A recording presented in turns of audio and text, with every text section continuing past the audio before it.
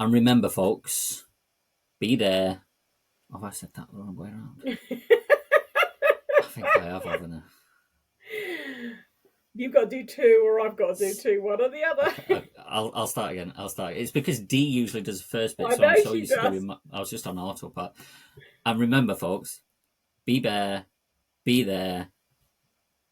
Have I got it? Oh my god. Oh, Ian. Be there, be there. And be naked. Fucking hell.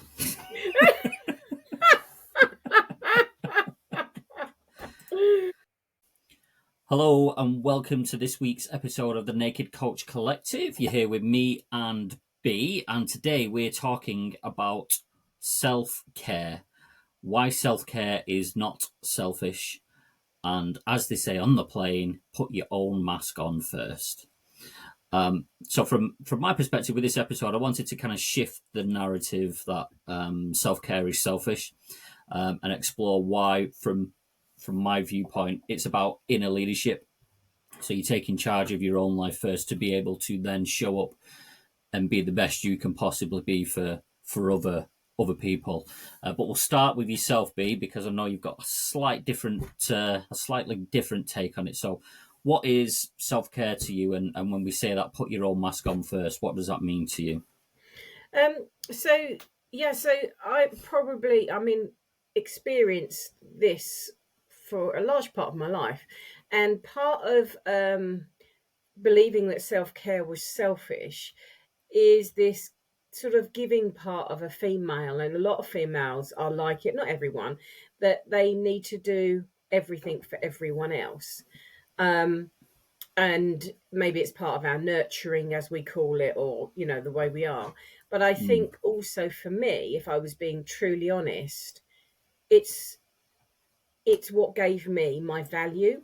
So because I sort of spent a lot of years without feeling that I had any value, okay, without, like, as a person, just as an innate person, not because of what I can do or what I can achieve or nothing like that. Just there is a value, an inset value that's just in you, that believes that you deserve to be here regardless, that kind of basic value. But mm, so many females, and I think I don't want to generalize, but there are a lot of females that I have definitely worked with who don't have that base value. And in order to feel valued, they do everything for everyone else, because what that does is that makes them, not only do they see happiness and joy in other people when they do it, they also then feel valued because they are helping someone. Okay.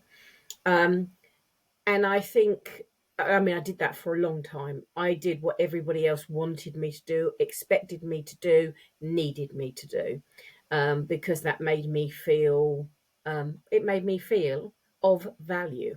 Yeah. mm, But what I never realized, I think, for a long time is that because I didn't value myself just as the person I was, doing that for everyone else,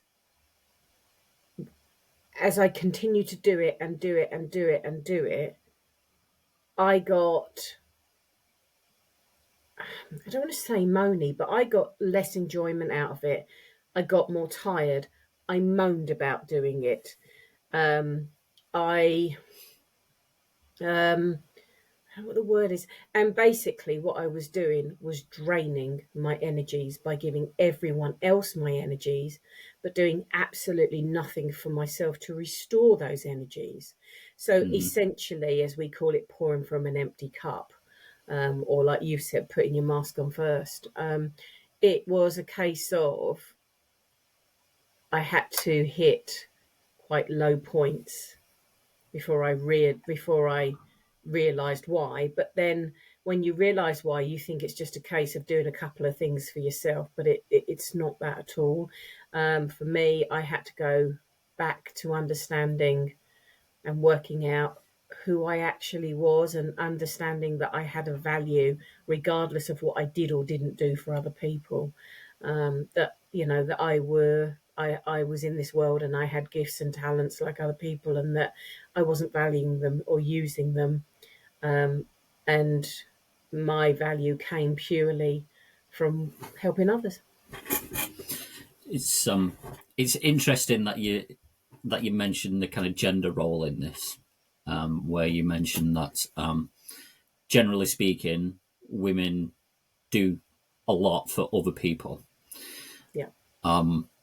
Now, as you were talking, what just instantly came into my mind when you were mentioning that was my side, being the male, is kind of, I was just almost burning myself out with so much work. Yeah. Work. Whereas you're, as the female, look after, take care, nurture, that kind of thing. It's weird how that kind of gender roles just played out right in front of us for the two of us. But quick question: do you think any guilt comes into it when you take some time for yourself? Because Massively. I know I did when I first kind of made that switch. I felt guilty for not working as hard as I'd always worked.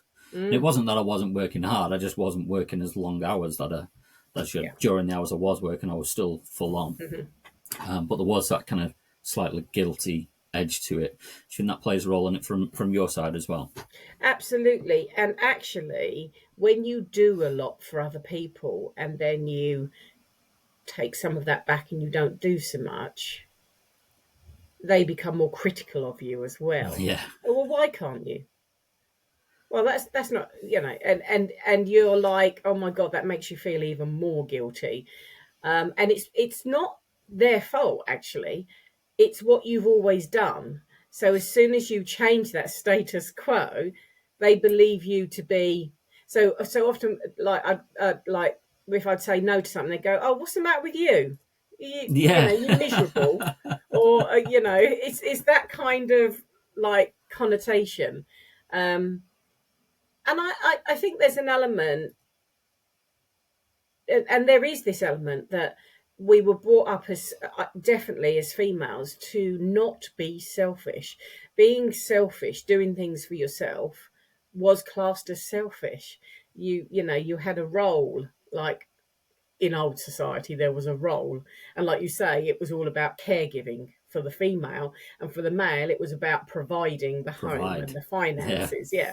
So it was giving of yourself in two different ways. So for women, it was always about doing everything for everyone else, and for men, it was definitely about trying to make more money, to bring more money home, to make sure, you know, you put the food on the table and that kind of thing. And so I'm not saying it, like what I was trying to say is from the female gender, it's about giving. From the male gender, it's a different perspective. So yeah, absolutely. It's funny that was the very first thing I noticed when you started talking, how it was just completely different. And mine was, yes, it was the provide, work your backside off and provide for the family. And just picking up on what you said then, so when I did stop working as many hours as I was doing, obviously people noticed at work because I just physically could not do the amount of work I was doing. I'd be like, is everything okay? And what's wrong? And I'm like, no, don't worry, I'm just working my actual hours. You're all right. yeah, the ones I'm paid for. Yeah, I was just working the paid for hours.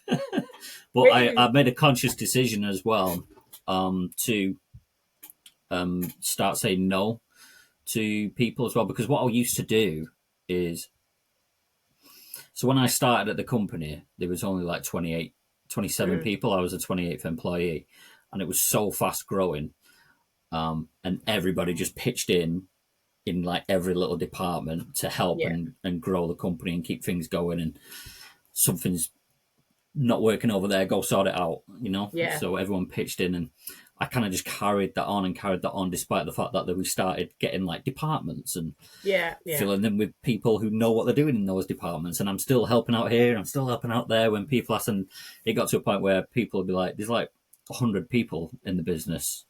it got to when I started kind of scaling back a bit on my work. Then they're like, "Oh, Ian will know the answer to that. Yeah, exactly.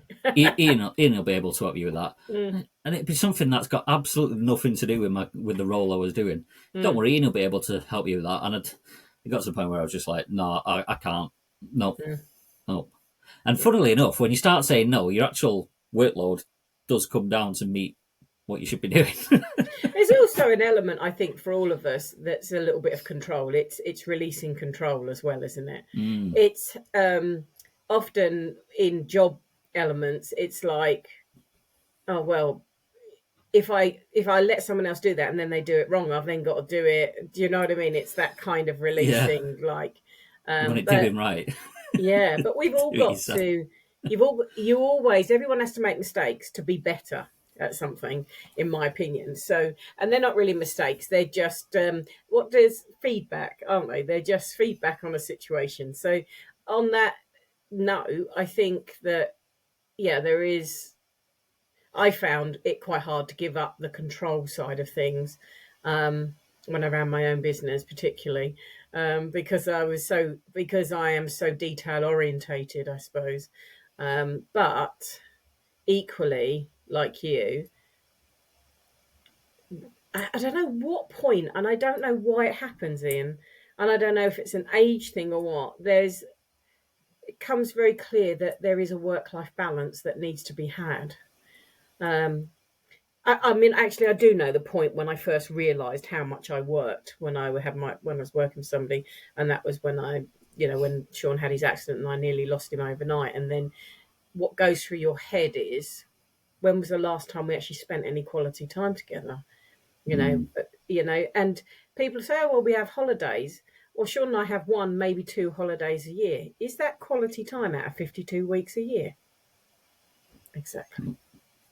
yeah, there's 2 points there. So, Mm. your first one, I knew the exact moment for me, and it was in the coaching session with Dee. And not to blow a trumpet, I Yeah, hope she doesn't listen back to this. Don't want to boost that ego anymore. But it was all thanks to Dee that I did start taking those step backs, because she kind of like opened up my Mm. eyes to what I'd been keeping with me from when I was a Mm. kid. And just then when you were, oh, I forgot what you were saying. What did you say? It'll About come back to having me. holidays, 2 holidays a year, and is that really quality Oh, time that's it. together, That's it. Sunday? Thank you. So it's the quality time, and you said how much time do you actually spend that is quality time together? And I was on a call on Wednesday with a potential client, and we were talking, and she was saying, we used to be happy. I was I was devastated for her when she said that. So yeah, yeah, it's I said to her at the time, I was like, look, sometimes it's just about taking the time to sit and think about all the things you've still got left to do in the world, that Yeah, kind of thing, and just think about all the nice things you've got left to do that you can do, and start moving in that direction. But just to move the conversation on, what do you think it costs you if you don't look after yourself? I know what it cost me, and I can health, delve into that. But what about yourself? health, um, mood. I mean, I was not great to be around. Um, Tired, always tired, and Mm, health wise, not just my mental health, which did suffer, but also my physical health. Um, because you make yourself believe you haven't got time to eat healthily, to cook a meal, you know, to go shopping properly, um, I don't know, it's just 100 things. I think, and some days I would literally sit at my desk at my computer for like 12, 14 hours, and I may have had 3 or 4 drinks max during that time, might have grabbed a biscuit here and something. Do you see? And it was just, that was every day. And of course, that effect has its effect on your body, like physical health. It has an effect on your mental health. um, and it creates tension in your relationships without a shadow of a doubt. And I think my biggest thing was one day I sat back and I thought, I got married because I was in love with this guy, and I'm still in love with this guy, but I just, our relationship just isn't the same. And it's not, I'm not talking about when you first meet, I'm talking about the time we used to spend together. And I'd even sort of cut back on going on the dog walks and stuff like that, because it's like, oh, well, if I go on the dog walks, I can't get this ready and I can't do that. It's just, do you know what I think? We fill ourselves full of the bullshit that we need to earn more, earn more, earn more, earn more, so we can have more, have more, have more. But that have more isn't time. That have more is materialistic shit that when you go will mean absolutely bugger all to anybody. It doesn't matter what car you drive, what house you've got, what holidays you've been on. It doesn't matter, right? Because that's not, if I, from my perspective now, money is no longer my driver for doing what I do. I've discovered that in order to work, it has to be something that I have a passion in or an affinity in. And this is probably one of the first jobs where the company is very really strict about us working our hours and not doing too much, etc. And I've just realised the value of that, Mm. the value of being able to finish work and finish work. Yeah. Um, Yeah. I know from my side of things, I've talked about this before mm, on the show, where I'd be closing the laptop down at the end of the day, like 11 o'clock at night, whatever it was, and my head would just be a buzzing fog of noise. My head mm. would literally be like ringing. It's so weird, and it's so difficult to explain, and I just want complete and utter silence. I won't want to talk to anybody. I wouldn't even want to hear the dog. I just want silence, and that obviously has its effect on relationships and what have you. But Absolutely. yeah, it's about, and that kind of leads me into my next point, which was is about taking that kind of leadership of yourself, that self responsibility versus kind of, I don't know, abandoning yourself Mm. for other people and or your work or whatever it is. So it's like to enable you to show up for others instead of disappearing into others. It's about having that kind of responsibility for yourself first, Mm. which is why it's not selfish in my eyes to take care of yourself and look after number one, as they say. We talk a lot about it when we're doing coaching, don't we? And the thing is, if you're just talking about it and not doing it yourself, that's like a double standard, in my opinion. But also, if you don't take time for yourself, uh, coaching's quite draining, in its own way, um, because we need to show up in our best form to be able to give our clients the best from ourselves. And if we can't do that because we're not taking time for ourselves, like I said, it's like a double standard. We're doing ourselves a disservice and we're doing the clients a disservice. And actually, there are times and moments when I've like gone, no, that's it. My brain's just fried now. I can't think anymore. I can't do it anymore. Close the laptop down. Even just taking 10, 15 minutes sometimes, I can come back to it and go, right, I couldn't see that then, but I can see it now. Do you know what I mean? I think Mm, what we don't realise is, and what other people do is they'll say they've been working 14 hours or however long, how many ever hours, but how much of that was actual productive?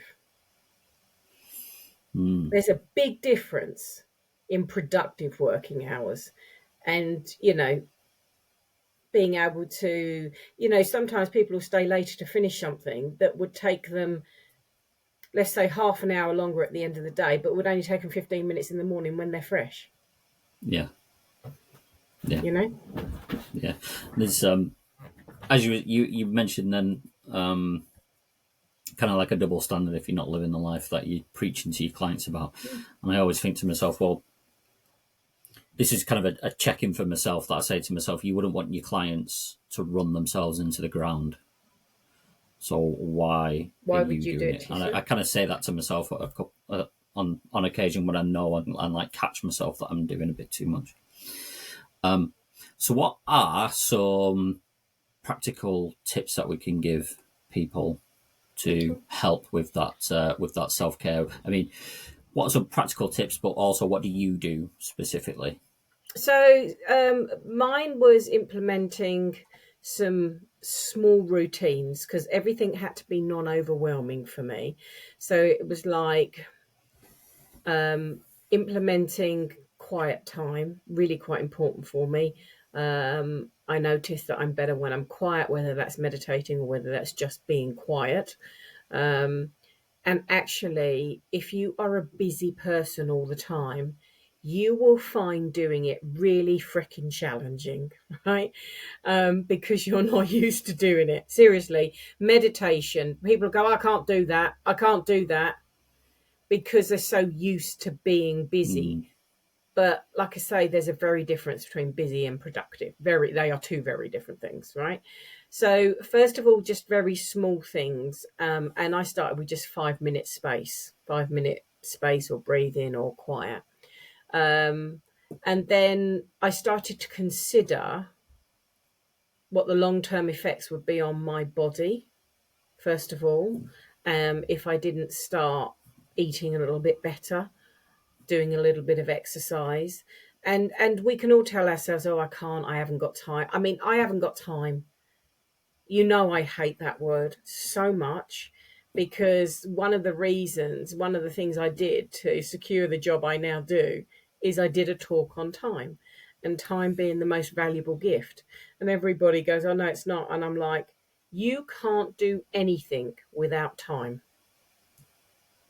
You can't achieve anything. You can't help anyone. You can't do anything unless you've got time. So if you run yourself into the ground, you run out of time. And that's why I always think about time as like important to me as it is important to other people. And when it came to other people, I tried to be honest. I think I'm I'm quite a straight person now, and I'll be quite straight and honest. I think I found that very difficult initially. Yeah, me. But initially, I found that really difficult to say what I was feeling or thinking, and also to remember to say it in a nice, not in a nice way. But then that, because if the person that you're saying it to realizes, because actually when if you're a strong person, you keep doing, and doing. People just think you can carry on doing and doing and doing. They think you don't need what they need. So when they realize that you are also vulnerable, yeah, if you allow yourself to be a bit vulnerable, which a lot of us find really uncomfortable, and you tell them, I'm sorry, I can't do that because I am doing this, and at the moment I'm very overwhelmed at work and I need some whatever it is you're going to tell them, that because I'd much rather tell them the truth than say yes to something and then lie to get out of it. And I think if you're honest at the beginning, that person will either understand or they won't. If they don't understand, then they need to question their own levels of compassion. Yeah, that used to be one of my pet peeves in the project management job, was when people didn't know how to do something, but they didn't tell me, and they'd let it get to a certain point where shit starts hitting the fan, and I'm having to deal with it, and I'm taking the brunt of everything from clients and whoever it is. And they go, oh, well, yeah, I didn't know how to do it. And I'm like, why didn't you just tell me from the very start? Yeah. and it would have been absolutely fine. I could have worked around it. It's like, just tell me. Don't let it fester. Just tell me. One thing I really like that you brought up the time element. Yeah. So for me, there's two things on this. One is everybody's got the same amount of time. Yep. It's not a time issue. It's a priority issue. And second is, I saw this clip on social media. I think it was only a couple of weeks or a couple of months ago. And it's this guy who's got like a show and he interviews people randomly in the street. And he finds this lad who's obviously on a night out. He looks pretty worse for wear, but he lays down some absolute truth. And he goes, "What's one bit of advice you can give people now?" And he turns around and he says, "If I gave you $1 million, would you take it? You obviously would.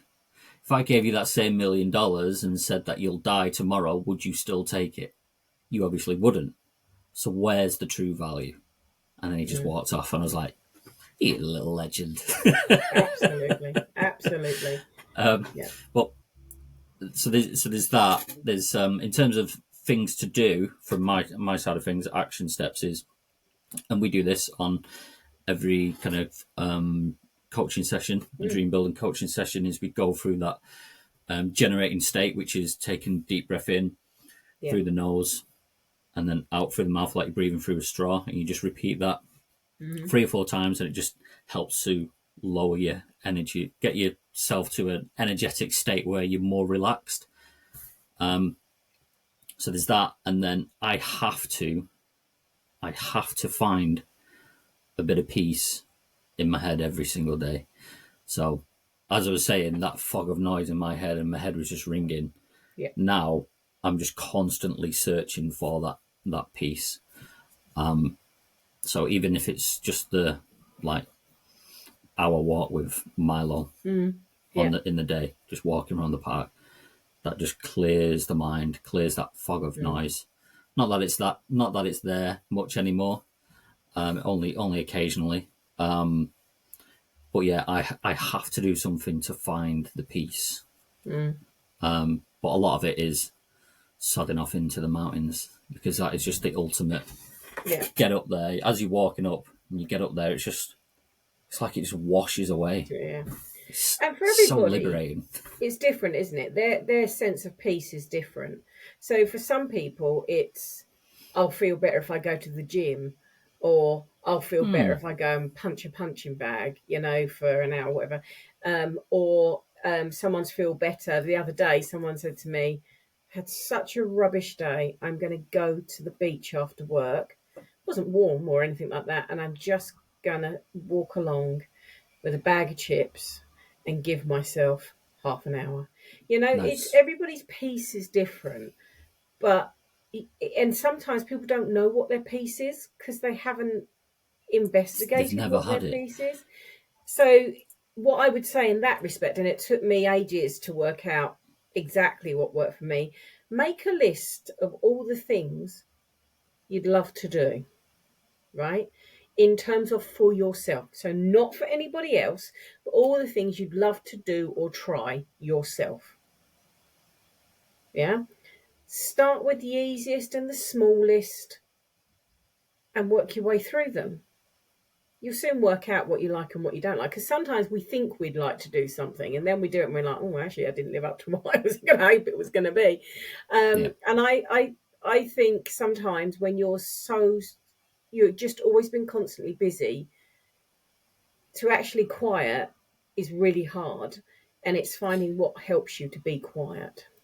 I think there's maybe an element of fear in that as well. And I say that to mean that they've never sat with silence, so they've never listened to themselves. Yeah. So there's maybe an element of fear of the silence and being able to hear their own thoughts and maybe not wanting to. Yeah, absolutely. And there will also be an element of guilt if I'm taking time out.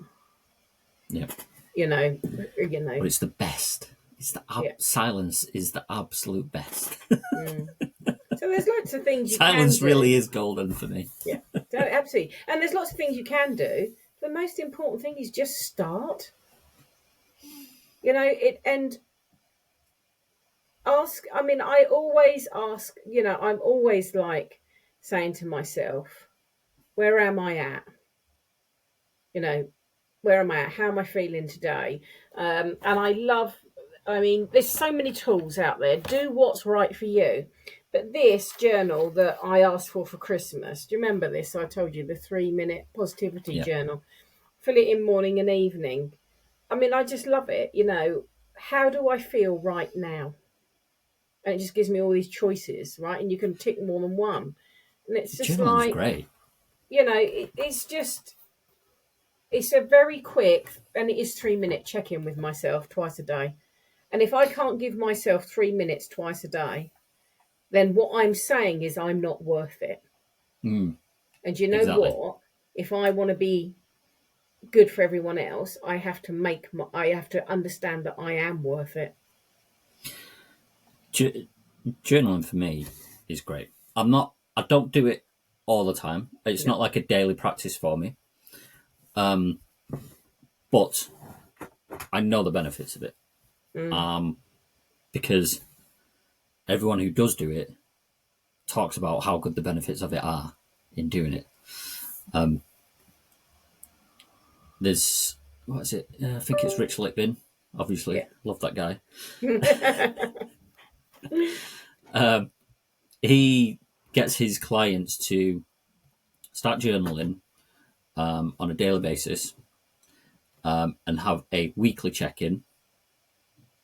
So on like the 7th day of your journaling, have a bigger check-in than just the 3. So like go back, review what you've written during the week and see how you felt at certain points and all this kind of stuff.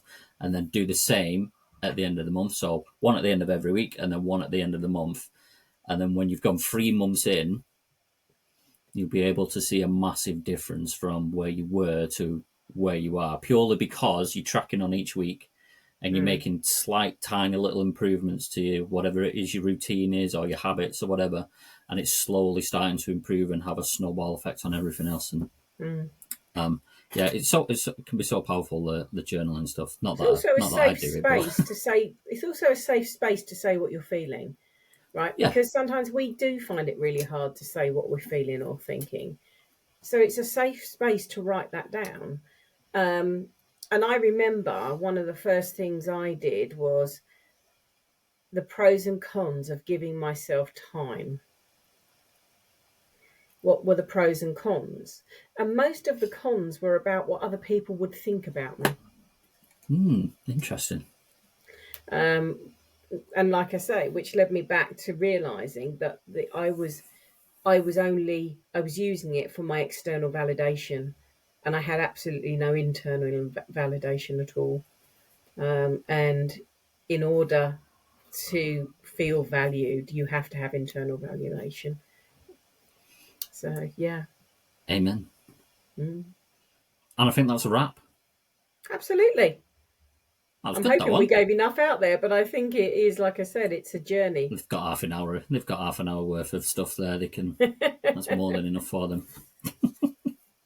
And there's lots of great books out there you can start with as well. So I mean, seriously. Yeah, there definitely is, and just like we were saying, just journals as well. Yeah. Just grab yourself a little journal, and that would be my biggest thing actually. Just grab yourself a journal and start journaling. And that's not a dear diary. No, It's not. We don't mean that kind of thing. It's just asking yourself. There's ones out there that have certain questions in there for you. Yeah. That can help you. So yeah, get yourself a journal, and that's it. Okay. So, like, subscribe, share the episode with anyone you feel needs to hear it, and remember, folks, be there. Have I said that the wrong way around? I think I have, haven't I? You've got to do 2, or I've got to do 2, one or the other. I'll start again. It's because Dee usually does the first bit, I so know I'm so she used to does. doing. I was just on autopilot. And remember, folks, be there, be there. Have I got it? Oh my god. Oh, Ian. Be there, be bear. and be naked.